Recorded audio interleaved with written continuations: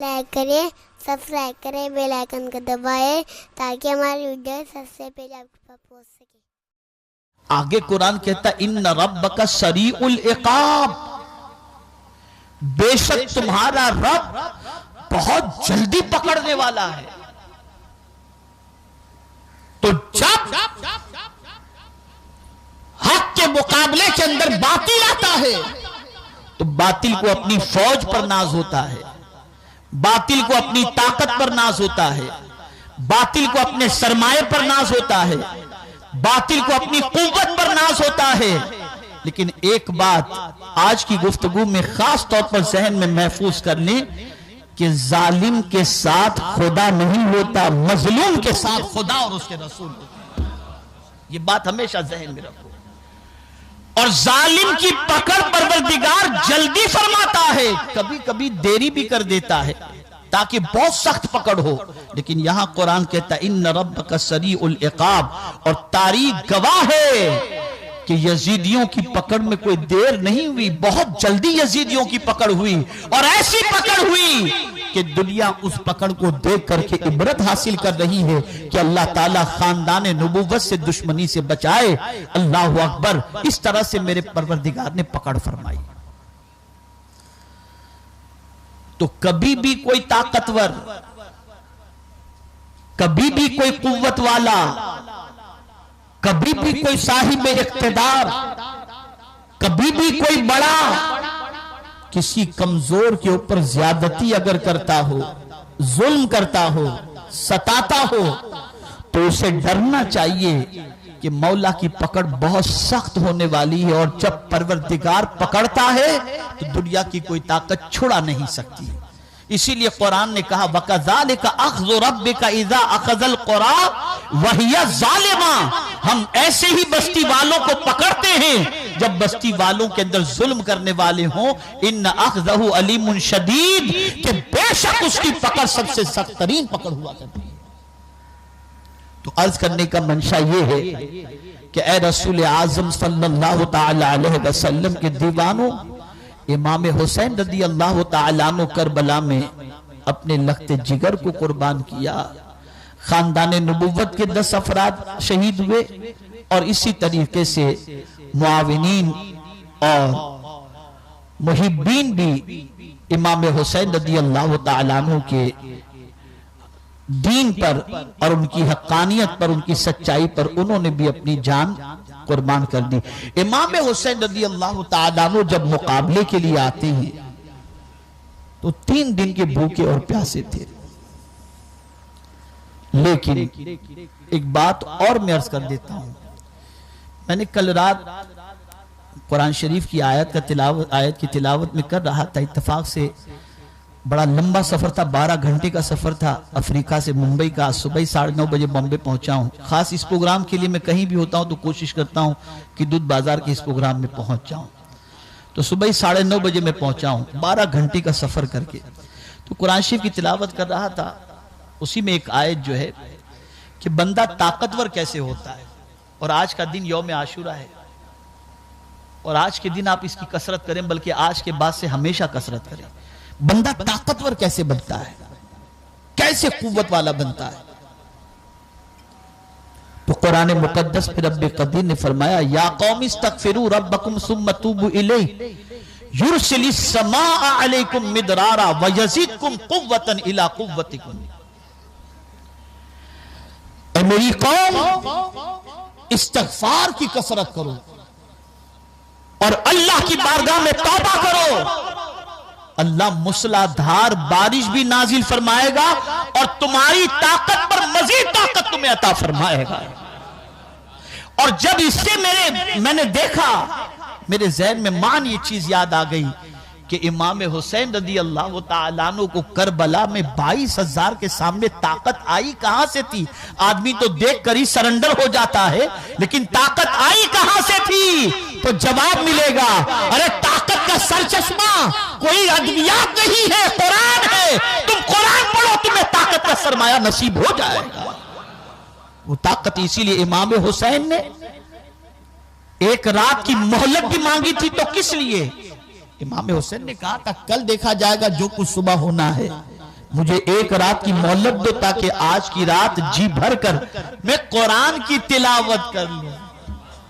میں قرآن کی تلاوت کر لوں۔ افسوس اس قوم پر کہ جس نے قرآن پڑھنا بھی نہیں سیکھا اور قرآن کو طاق کی زینت پر رکھ دیا۔ امام حسین رضی اللہ تعالیٰ عنہ شہید ہوئے اور شہادت کے بعد معاذ اللہ جب آپ کے سر مبارک کو نیزے پہ اٹھایا گیا تو جانتے ہیں آپ اس وقت بھی قرآن کی تلاوت کی آواز آ رہی تھی، قرآن کی تلاوت۔ یہ جو آج ہم چھوٹی چھوٹی چیزوں سے ڈر جاتے ہیں، اس ڈرنے کی سب سے بڑی وجہ یہ ہے کہ ہم نے اللہ کی کتاب کی تلاوت چھوڑ دی۔ یہ کتاب ایسی ہے، اسے جتنا پڑھو گے اللہ اتنی طاقت عطا فرمائے گا، اتنی قوت عطا فرمائے گا۔ تو آج کا دن چونکہ امام علی مقام علی جدہ علیہ الصلوۃ والسلام کی شہادت کا بھی دن ہے اور امام سے پہلے بھی بہت سارے واقعات آج کے دن رونما ہوئے، اور خود رسول گرامی وقار صلی اللہ علیہ وسلم نے آج کے دن کے روزے کی اہمیت بھی بیان فرمائی اور بہت فضیلت بیان فرمائی۔ اور آپ آج کے دن جو دعا پڑھتے ہیں اس میں پہلی ہی دعا آپ یہ پڑھتے ہیں، یا قابل توبتا یوم عاشورہ، یعنی اے عاشورہ کے دن حضرت آدم کی توبہ قبول کرنے والے۔ کبھی سمجھ کر بھی پڑھو کہ آج کا دن اللہ کی بارگاہ میں توبہ کرنے کا دن ہے، جہاں امام حسین نے شہید ہو کر کے اصلی دین ہم تک پہنچایا اور یزیدی کردار سے ہمیں بچایا ہے۔ آج کے دن ہمیں چاہیے کہ اس کردار سے جو ہمارا آج سے پہلے کا رہا توبہ استغفار کر کے اس کردار سے توبہ کریں، اپنے گناہوں سے معافی مانگیں کہ آج کے دن اللہ عز و جل توبہ کو قبول فرماتا ہے اور مغفرت فرماتا ہے۔ بس اب آخری بات میں عرض کر دیتا ہوں، دیکھیے ماشاءاللہ نیاز تقسیم ہو رہی ہے، محفل سجائی جا رہی ہے، کھچڑوں کی، شربت کی، یہ سب چیزیں امام حسین کے نام پر لوگ کرتے ہیں، کرو، ناجائز نہیں ہے۔ لیکن ایک سوال میں آپ سے پوچھنا چاہتا ہوں کہ کیا کبھی یہ ذہن میں آیا کہ کوئی ایسا خراج عقیدت امام حسین کی بارگاہ میں پیش کریں جس سے امام حسین راضی ہو جائیں؟ یہ خیال کبھی پیدا ہوا؟ تو آئیے میں آپ کو بتاؤں، آج کے دن ہر مسلمان یہ عہد کرے اور کوشش کرے، امام آپ نے سجدے میں جان دے کر کے سجدے کی عظمت بیان کر دی، ہم انشاءاللہ العظیم عہد کرتے ہیں کہ ایک وقت کی نماز آج کے بعد کبھی قضا نہیں کریں گے۔ اگر یہ آپ نے آج ارادہ کر لیا تو میں سمجھتا ہوں امام حسین کی بارگاہ میں سب سے بڑا خراج عقیدت یہ ہے، راضی ہو جائیں گے کہ میں نے اسی لیے تو جان دی تھی کہ تم نمازی بن جاؤ۔ اگر کوئی قرآن کی تلاوت کا عہد کر لے تو امام حسین راضی ہو جائیں گے اور کہیں گے میں نے اسی لیے تو جان دی تھی۔ اگر کوئی چہرے پر داڑھی سجانے کی نیت کر لے تو امام حسین راضی ہو جائیں گے۔ اور یہاں ایک چیز بتا دوں، مولانا عبدالقادر کھتری صاحب علیہ رحمہ کہا کرتے تھے کہ سب سے پہلے کلمہ پڑھنے والوں میں اگر داڑھی کسی نے منڈائی ہے تو وہ یزید نے منڈائی ہے۔ کوئی کلمہ بھی پڑھتا ہو داڑھی منڈاتا ہو، پہلا داڑھی منڈانے والا کلمہ پڑھنے والا یزید تھا۔ اسی طریقے سے آج کے دن اگر کوئی داڑھی کا عہد کر لے، آج کے دن اگر کوئی تلاوت قرآن کا عہد کر لے، اور سب سے بڑی چیز اس کے ساتھ ساتھ آج کے دن اگر کوئی یہ عہد کر لے کہ ہم کسی قسم کی پکچریں چاہے وہ گندی ہو چاہے وہ گندی نہ ہو، ہم سینما سے بچیں گے، سیریل سے بچیں گے، اس لیے کہ یہ ساری چیزیں برائیوں کی طرف لے جاتی ہیں، بدکرداری کی طرف لے جاتی ہیں۔ یوم عاشورہ کو امام حسین کی محبت میں ہم یہ چیز چھوڑنے کے لیے تیار ہیں۔ میں یقین کے ساتھ کہتا ہوں ادھر تم یہ چیز چھوڑو اور سیدھے راستے پر چلو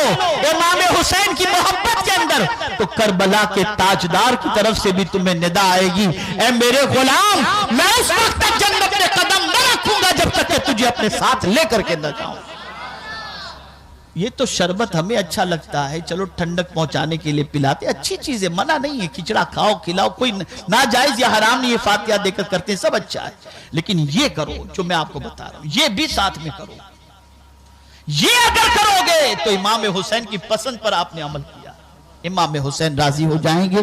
تو اللہ رب العزت جل جلالہ کی بارگاہ میں دعا ہے کہ اللہ تعالیٰ آقا کریم صلی اللہ علیہ وسلم کے صدق و طفیل ہم سب کو پیغام کربلا پر عمل کی توفیق نصیب فرمائے، اور ہماری ویڈیو کو لائک شیئر ضرور کریے۔